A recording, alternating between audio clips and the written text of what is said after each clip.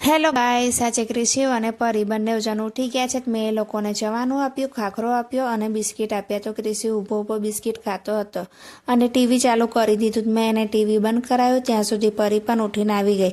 તો મેં પરીને ચા નાસ્તો આપ્યો. મારે પણ ચા પીવાની બાકી હતી. અમે લોકોએ ચા પીધી.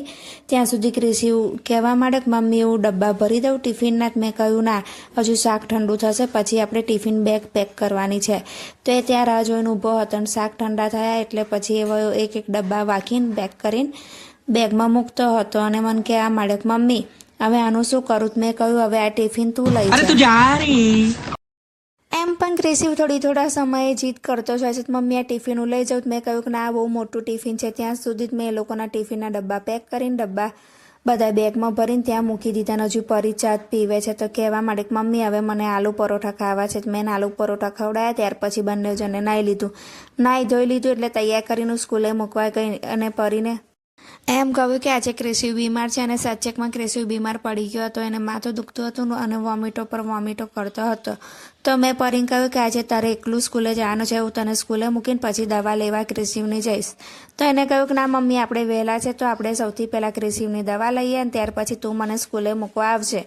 અને કે ભાઈને ત્યાં દવા પીવડાવી દેજે એટલે એને થોડું સારું થઈ જાય. તો જો અમે લોકો નીકળી ગયા.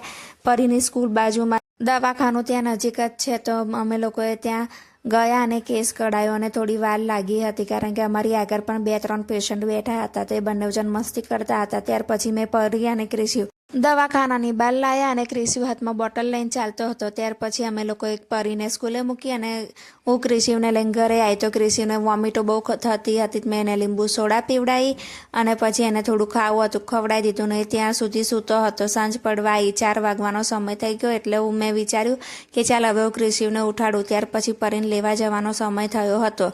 તો મેં ક્રિશિવને ઉઠાડીને એને ચા નાસ્તો કરાવ્યો અને પછી અમે લોકો નીકળી ગયા પરીને લેવા માટે. અને તડકો પણ ખૂબ જ લાગે છે એટલે મેં એને ટોપી પહેરાવી, ચશ્મા પહેરાયા અને મેં મારો અડધો દુપટ્ટો એને વીંટાળી પણ દીધો હતો.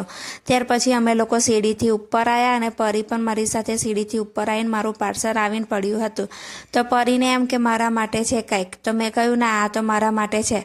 તો હું કાતર લેવા ગઈ તો ત્યાં સુધી એને હાથથી તોડવા માંડ્યું. મેં કહ્યું કે ના, એવું ના કરીશ અને તો અંદરનું કાપડ ફાટી જશે. તો કે મમ્મી છે શું? તો મેં કહ્યું મારા માટે મેં ટોપ મંગાવેલું એ ટોપ છે. તો કે મમ્મી હું પાર્સલ ખોલીશ. તો એ પાર્સલ ખોલવા લાગી તો એ મને ક્યાં મળી કે મમ્મી મને કાતર આપ. મેં કહ્યું ના, તું વચ્ચે હાથ ના નાખીશ ને તો તારો હાથ પણ કપાઈ જશે.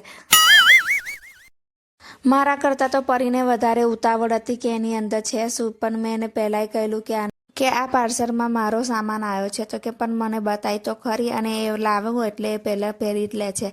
તો મેં એમાંથી ટોપ કાઢ્યું. તો મેં ક્રિશિવને એની કોથળી પહેરાવી દીધી. ક્રિશિવ કે મમ્મી જો મારી ટોપી કેટલી મોટી છે. ત્યાર પછી હું ટોપ જોતી હતી તો પરી કે મસ્ત છે.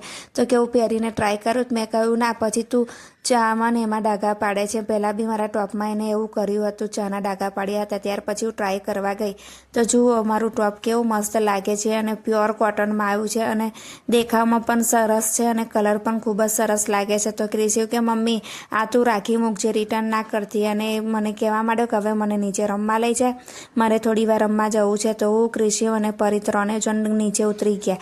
નીચે ઉતરીને પરીની બેનપણી અને ક્રિશિવનો ભાઈબંધ પણ ત્યાં રમતા હતા. તો એ લોકો ત્યાં પકડાપકડી રમતા હતા.